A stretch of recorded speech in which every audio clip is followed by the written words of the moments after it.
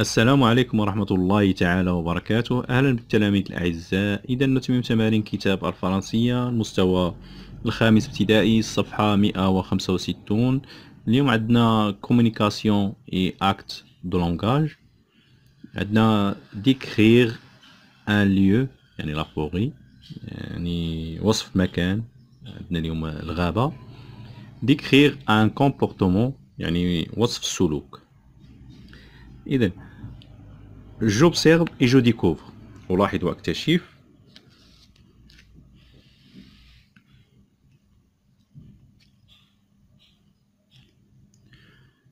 Je décris le contenu de chaque image. يعني أصف محتوى كل صورة. إذا عندنا هاد الصورة الأولى، يعني عندنا واحد الرجل يقطع الأشجار،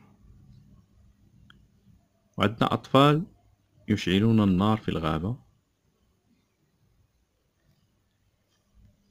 يعني sur la première image, je vois un homme qui coupe des arbres et des enfants allument du feu dans la forêt. يعني رجل يقطع الأشجار وأطفال يشعلون النار في الغابة. إذن نديرو هنا. Sur la première image, je vois un homme qui coupe des arbres et des enfants allumant des feux dans la forêt. يعني في الصورة الأولى أرى رجلا يقطع الأشجار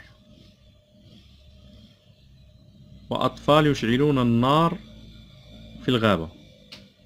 في الصورة الثانية je vois يعني sur la deuxième image je vois une femme nettoie les vêtements des vêtements au milieu de la rivière. Au milieu de la rivière.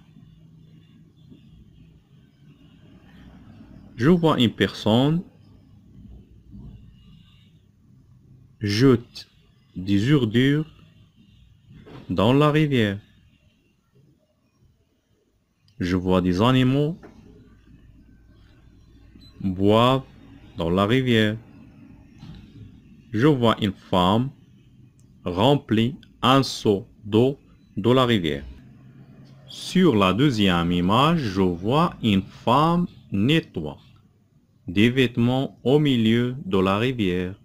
Une personne jette des ordures dans la rivière.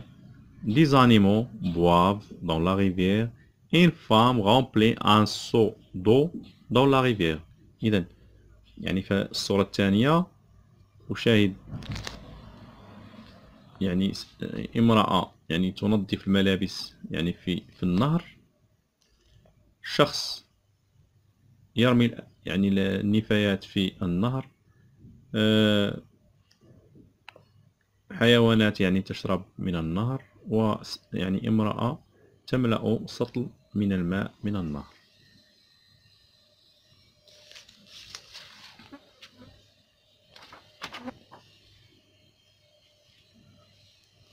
Je décris le comportement des personnes en présence dans chaque image.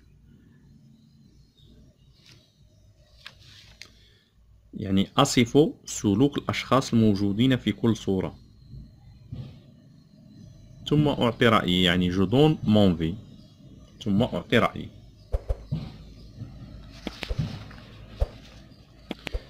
إذن يعني في الصورة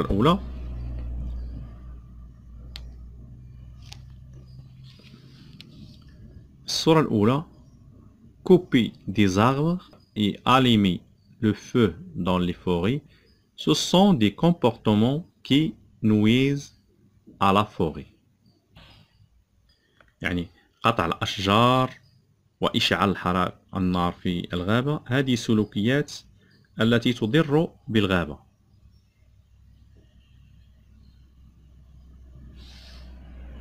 في الصورة الثانية laver les vêtements dans la rivière ou y jeter des ordures c'est un mauvais comportement car elle pollue la rivière. يعني غسل الثياب في النهر أو رمي القمامة فيه هذا سلوك سيء لأنه يلوث النهر.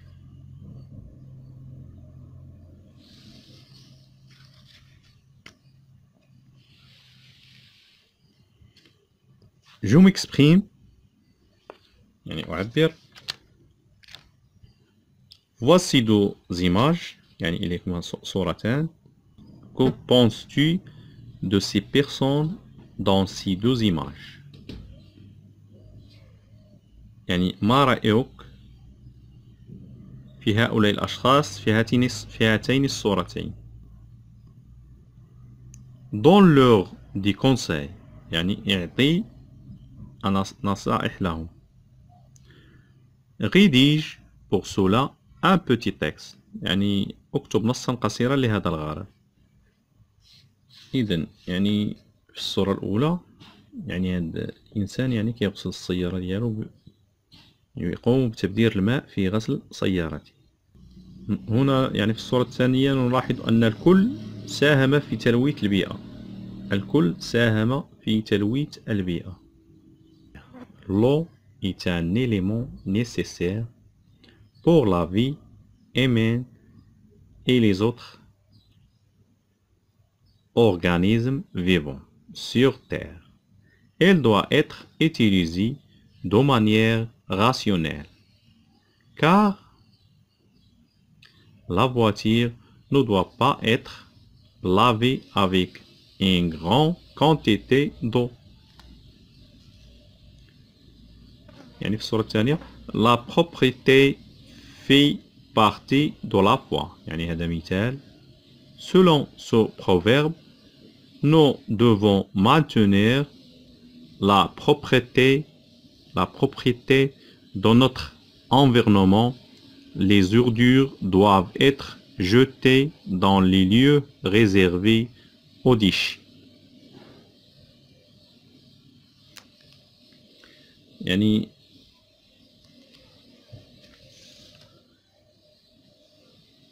الماء عنصر ضروري لحياة الإنسان والكائنات الحية الأخرى على الأرض.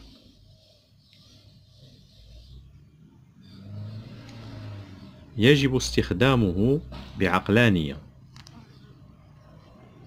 لأنه لا يجب غسل السيارة بكمية كبيرة من الماء. في الصورة الثانية النظافة جزء من الإيمان. وفقا لهذا المثل يجب أن نحافظ على نظافة بيئتنا. يجب رمي القمامة في الأماكن المخصصة للنفايات.